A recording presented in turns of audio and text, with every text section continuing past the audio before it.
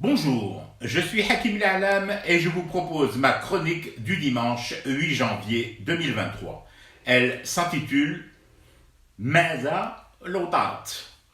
Maza Lotat. Oui, la chèvre vole, l'éléphant vole et le plan de vol de toutes ces bestioles non programmées pour voler au départ fait soudain pousser des oh et des ah et des wow au kidam qui croit encore ferme en 2023 que Cendrillon observait réellement un régime citrouille light pour avoir la taille qu'elle avait dans nos livres de compte. Mais enfin, fallait-il attendre 2023 pour découvrir que des réseaux rémunérés fuitaient des rapports et des documents maquillés, bidouillés vers l'étranger afin d'en faire matière à casser du bled?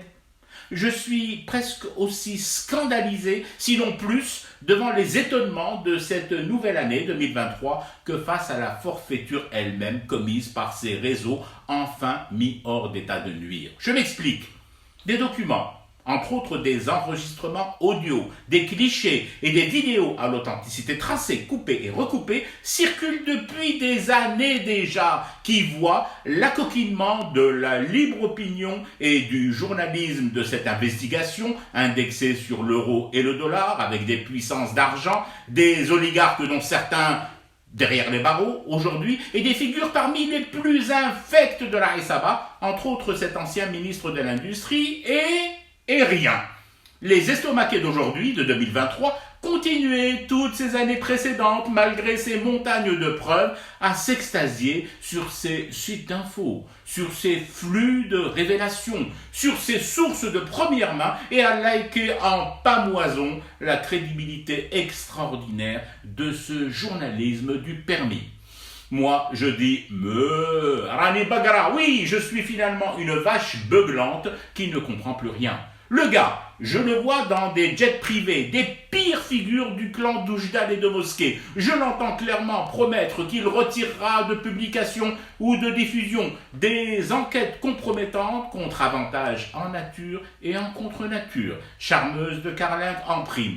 Et il faudrait que je considère cela comme radi, comme normal, comme du journalisme, comme de la liberté d'opinion et d'expression. Non.